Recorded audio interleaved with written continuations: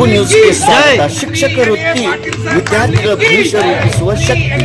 ವಿದ್ಯಾರ್ಥಿಗಳಿಗೆ ವಿದ್ಯೆ ಕಲಿಸುವ ಶಿಕ್ಷಕರ ವೃತ್ತಿಯು ಅತ್ಯಂತ ಪವಿತ್ರವಾದ ವೃತ್ತಿ. ವಿದ್ಯಾರ್ಜನೆ ಜೀವನದಲ್ಲಿ ಅತಿ ಅಮೂಲ್ಯವಾದದ್ದು ಎಂದು ಗದಗ ಜಗದ್ಗುರು ಶ್ರೀ ಶ್ರೀ ಶಿವಾನಂದ ಮಹಾಸ್ವಾಮಿಗಳು ಹೇಳಿದರು.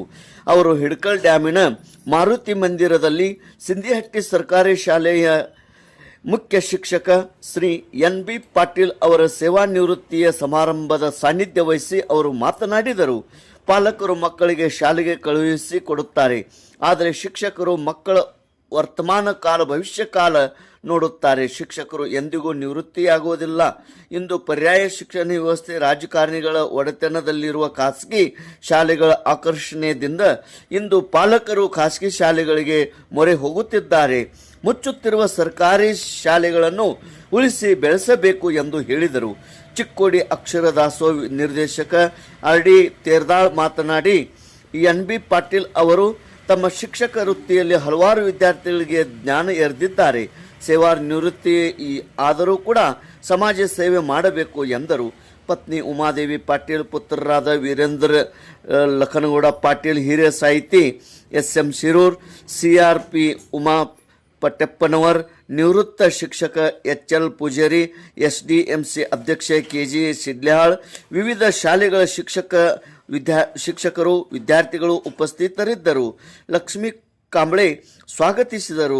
ಪಾರ್ವತಿ ಸೊಪ್ಪಡ್ಲ ಇವರು ನಿರೂಪಿಸಿದರು. ತೇಜ್ ಪ್ರಭು ನ್ಯೂಸ್, ಹಿಡ್ಕಲ್ ಡ್ಯಾಮ್. ಶಿಕ್ಷಣ ಅಂದ್ರೆ ತಿದ್ದುವುದು ಮತ್ತು ಕೀಳುವುದು. ಇತ್ತೀಚಿನ ದಿನಮಾನದಲ್ಲಿ ಎಲ್ಲಾ ಪಾಲಕರು ಏನ್ ತಿಳ್ಕೊಂಡಾರ ಅಂದ್ರೆ ನಮ್ಮ ಮಕ್ಕಳ ಭವಿಷ್ಯವನ್ನು ನಾವೇ ತಯಾರು ಮಾಡ್ತೇವೆ ಅಂತ ತಿಳ್ಕೊಂಡಾರ.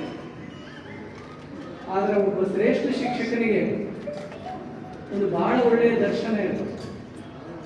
ದರ್ಶನ ಅಂದ್ರೆ ಏನು? ನಮ್ಮ ಕಣ್ಣಿಗೆ ಏನ್ ಕಾಣಿಸ್ತದೆ ಇದು ಸಾಮಾನ್ಯ ದರ್ಶನ.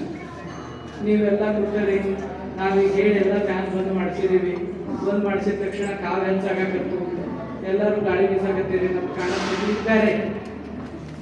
ಆದ್ರೆ ಒಬ್ಬ ಶಿಕ್ಷಕನಿಗೆ ಭೂತ, ಭವಿಷ್ಯತ್ತು ಮತ್ತು ವರ್ತಮಾನಗಳು ಕಾಣಿಸ್ತವೆ. ತಾಯಿ ತಂದೆಗಳು LKG UKG ಅಂತ ವಯಸ್ಸಿನ ಹುಡುಗರು ತಂತನ್ ಶಾಲೆ ಅಂಗಳದಾಗ ಬಿಟ್ಬಿಟ್ಟು ಹೋಗಿರ್ತಾರೆ. ಒಬ್ಬ ತಾಯಿ ತನ್ನ ಮಗ ಸಮಾಜದಲ್ಲಿ ಚಂದ ಸಾಕು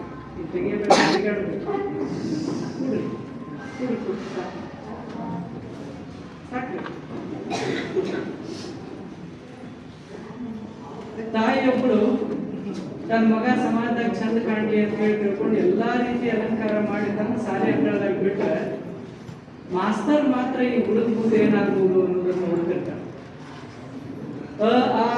ಈ ಕಲಿಯುವಂತಹ ಹುಡುಗರು ಭವಿಷ್ಯತ್ತು ಯಾರ್ಯಾರ ಮನಸ್ಸಿನಾಗ ಒಬ್ಬ ಒಳ್ಳೆ ವೈದ್ಯ ಅದಾನ, ಯಾರ್ಯಾರ ಮನಸ್ಸಿನಾಗ ಒಬ್ಬ ಒಳ್ಳೆ ಡಾಕ್ಟರ್ ಅದಾನ, ಯಾರ್ಯಾರ ಮನಸ್ಸಿನಾಗ ಸಮಾಜಕ್ಕೆ ಒಬ್ಬ ಶ್ರೇಷ್ಠ ಸತ್ಪ್ರಜೆ ಅದಾನ ಅನ್ನೋದು ಕಾಣೋದು ಒಬ್ಬ ಶ್ರೇಷ್ಠ ಶಿಕ್ಷಕನಿಗೆ ಮಾತ್ರ.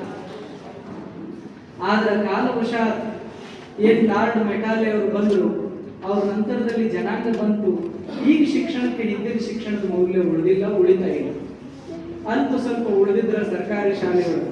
ಯಾವುದೇ ಖಾಸಗಿ ಶಾಲೆಯಲ್ಲಿಯೂ ಕೂಡ ಒಬ್ಬ ಶಿಕ್ಷಕ ತನ್ನ ಹಿರಿಮೆ ಗರಿಮೆಯಿಂದ ಬದುಕುವಂತಹ ಕಾಲ ಈಗಿಲ್ಲ. ಕಾಲ ಕೆಡುವುದು ಎಲ್ಲಿಂದ ಶುರುವಾಗತಿ ಅಂತ ವಿದೇಶಿ ತತ್ವಜ್ಞಾನರು ಒಬ್ಬರು ಹೇಳ್ತಾರೆ. ಕಾಲ ಎಲ್ಲಿಂದ ಕೆಡ್ತತಿ ಅಂದ್ರೆ ಶಾಲಾ ಕಾಲೇಜುಗಳಿಂದ ಕೆಡ್ತದೆ. ಕಾಲ ಎಲ್ಲಿಂದ ಸುಧಾರಣೆ ಆಗ್ತತಿ, ಒಂದು ಶ್ರೇಷ್ಠ ಜನಾಂಗ ಎಲ್ಲಿಂದ ನಿರ್ಮಾಣ ಆಗ್ತತಿ ಅಂದ್ರೆ ಶಾಲಾ ಕಾಲೇಜುಗಳ ಅಂಗಳದಲ್ಲೇ ನಿರ್ಮಾಣ. ಯಾಕೆ ತಿರುಗಾಡ್ತೇವೆ? ಯಾಕೆ ತಿರುಗಾಡ್ತಾರೆ?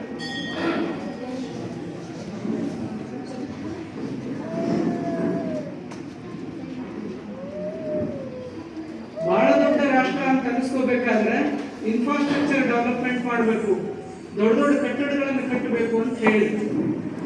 ಅದಾದ ಬಳಿಕೂ ಅಂತ ಕೇಳಿದ್ರು, ಇನ್ನೂ ಹೆಚ್ಚು ಬಲಿಷ್ಠ ರಾಷ್ಟ್ರ ಅನಿಸ್ಕೋಬೇಕಾದ್ರೆ ಏನ್ ಮಾಡ್ಬೇಕು? ಅವಾಗ ಒಬ್ಬ ವಿಜ್ಞಾನಿ ಅಂತ ಹೇಳಿದ, ಅಣುಬಾಂಬಿನಿಂದ ನಮ್ಮ ದೇಶ ನಾಶ ಆಗಿದೆ. ಕನಿಷ್ಠ ಪಕ್ಷ ಇಡೀ ಜಗತ್ತನ್ನು ನಾಶ ಮಾಡುವಷ್ಟೇ ಅಣುಬಾಂಬನ್ನ ನಾವು ತಯಾರು ಮಾಡಬೇಕು ಅಂತ.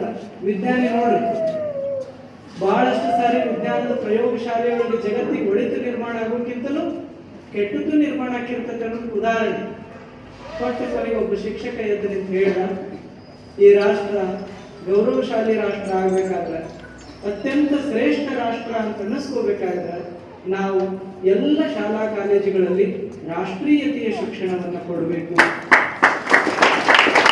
ಒಂದು ಜನಾಂಗ ನಿರ್ಮಾಣ ಆಗೋದು, ಒಂದು ಶ್ರೇಷ್ಠ ಜನಾಂಗ ನಿರ್ಮಾಣ ಆಗೋದು ಈ ರಾಷ್ಟ್ರದಲ್ಲಿ. ನೀವೆಲ್ಲರೂ ಈಗ ಅಂಗೈ श्री एन.ए. पाटिल सर फैमिली की जय। श्री एन.ए. पाटिल सर फैमिली की जय। श्री एन.ए. पाटिल सर फैमिली की जय। श्री एन.ए. पाटिल सर फैमिली की